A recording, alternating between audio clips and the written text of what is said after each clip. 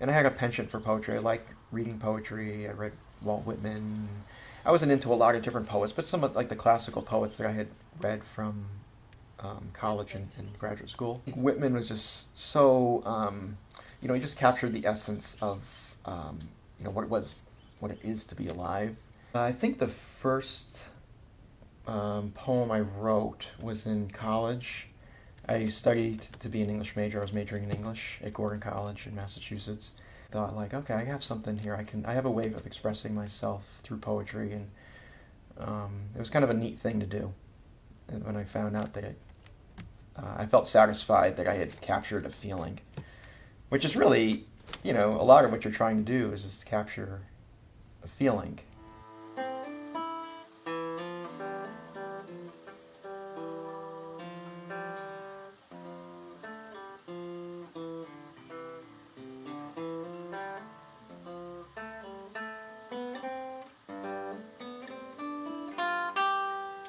And we had a really active church life in the Catholic Church. My mother had a conversion experience in the late 70s, early 80s, so there was a Pentecostal movement.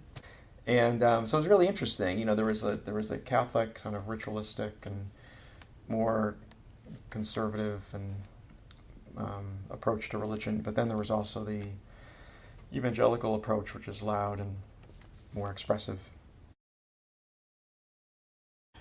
Altar Boy. During Altar Boy orientation in 6th grade, Father Shanley paused to ask if any of us would rather not serve him as altar boys.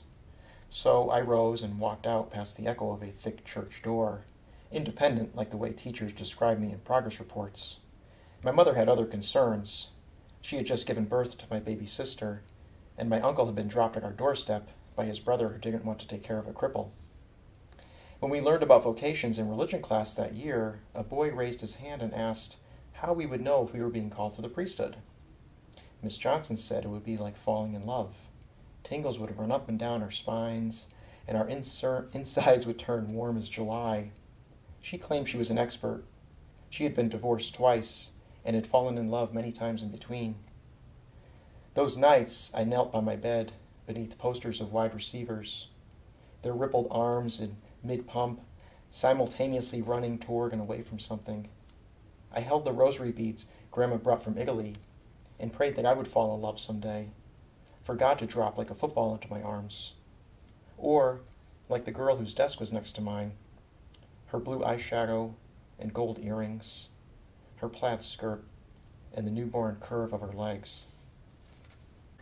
So it was very dynamic, the environment. So it was really interesting. It gives you different perspectives on kind of the same thing. It's like, almost like all these religions and denominations and angles, we're all talking about the same thing, but it's just that we have different ways of going about it.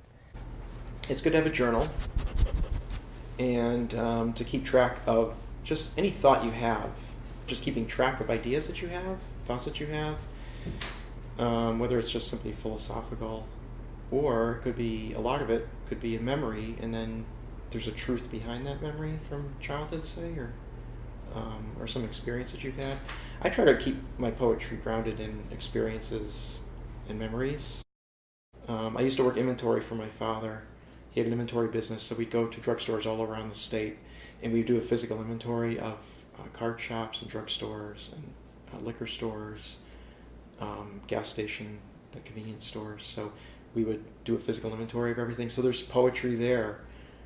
There's poetry in golf, a couple golf poems I'm working on. I just wrote a poem about a fish in my fish tank who died from old age, I believe, because I never had a fish die of old age. And this fish she persevered, and she would not let me catch her. She just says, I'm going to stay here until I go. But I knew like there was something in this stuff that was another door to me that was going to open up for me to have a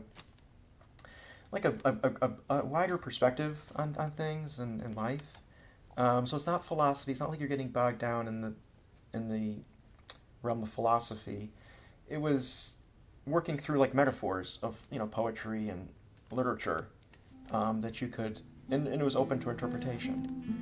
And I thought I had something to offer.